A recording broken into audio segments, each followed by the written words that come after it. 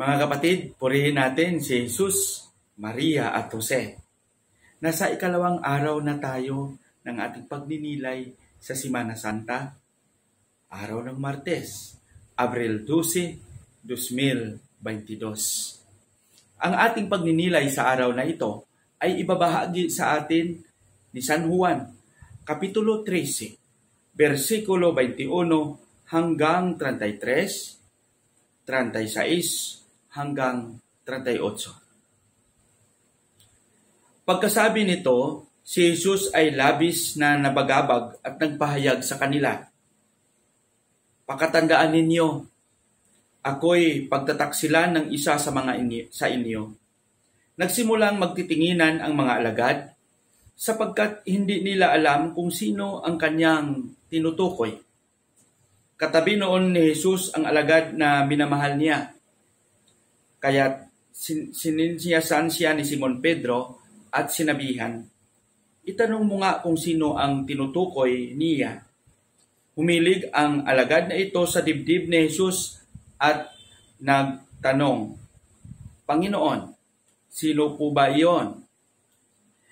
"Siya ang taong aabutan ko ng tinapay na aking isasawsaw," sagot ni Jesus.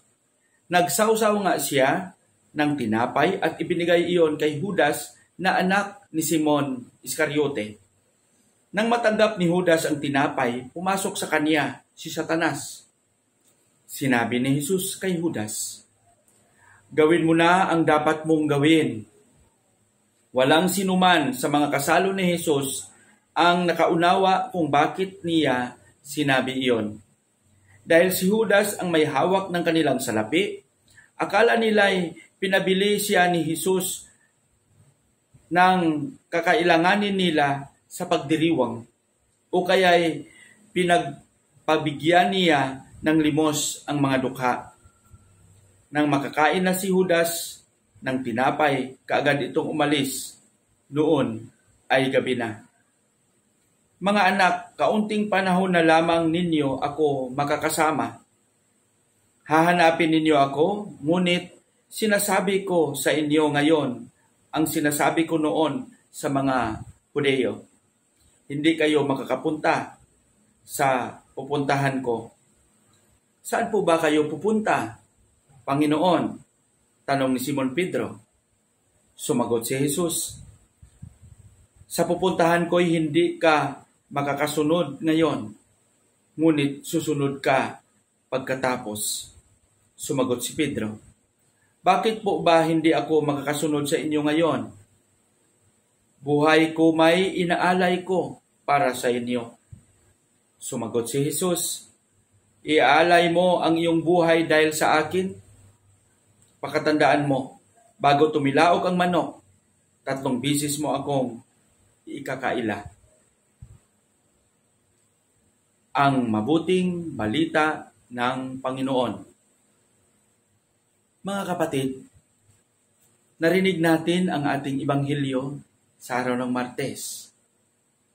At ito ay isang presentasyon na kung saan ang mga alagad at si Jesus ay kumain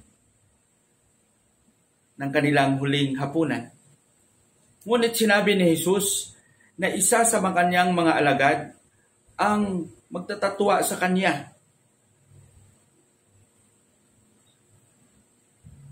O isa sa kanyang mga alagad ang magtataksil sa kanya. At masakit ito kung isipin natin ng mabuti bilang tao ang pagtaksil. Siguro sa atin maraming bisis na rin tayo nakaranas na itinaksil tayo o may nagtaksil sa atin.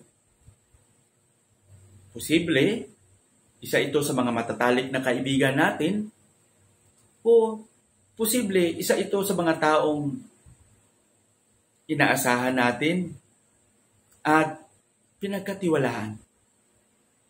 Ika nga sabi nila, wala nang pinakamasakit na kasalanang pwedeng gawin kundi ang magtaksil. Si Jesus mismo ay naranasan niya ito. Kaya ipinaalam niya sa kanyang mga alagad na isa sa mga alagad niya ang magtaksil sa kanya. At kahit si Pedro ay nagtaksil din. Kaya nga sabi niya, bakit hindi ako makapunta? Buong buhay ko'y inaalay ko sa iyo. Sabi ni Jesus, pagkatandaan mo, Simon,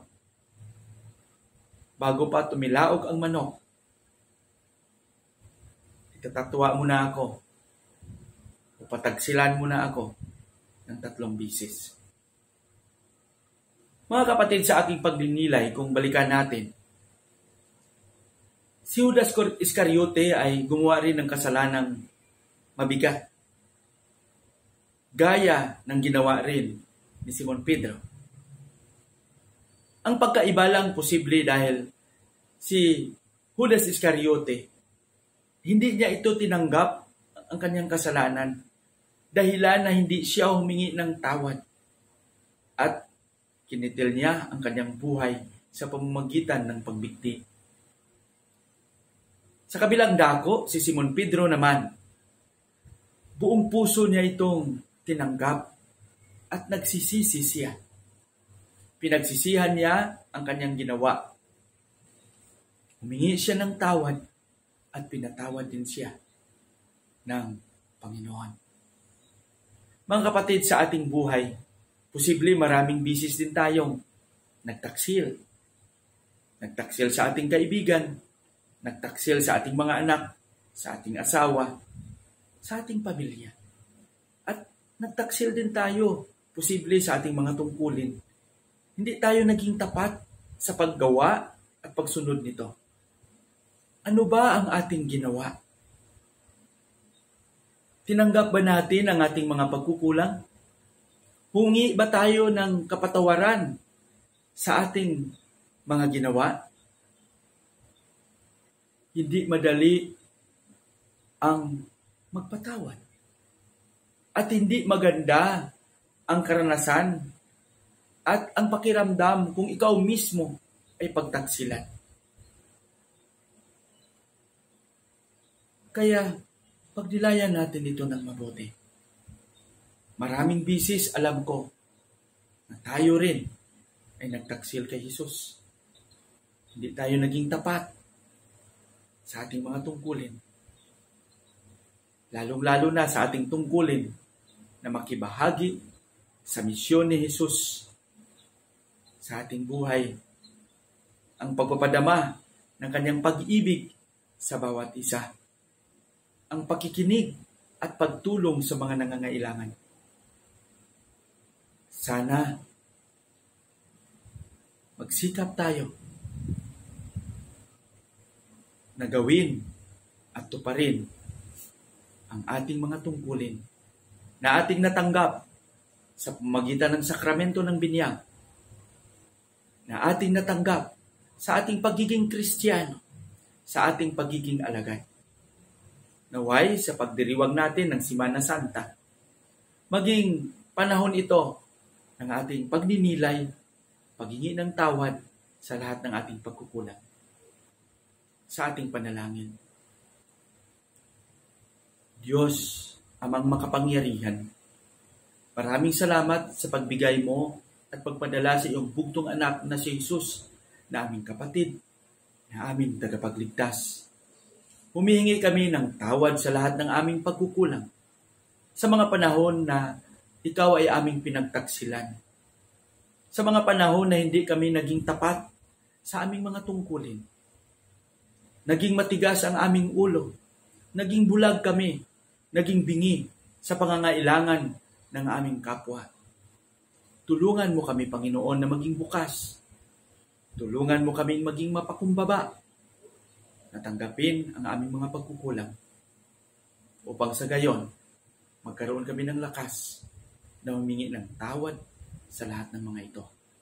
Hinihiling namin ito sa pangalan ni Jesus na aming Panginoon. Amen.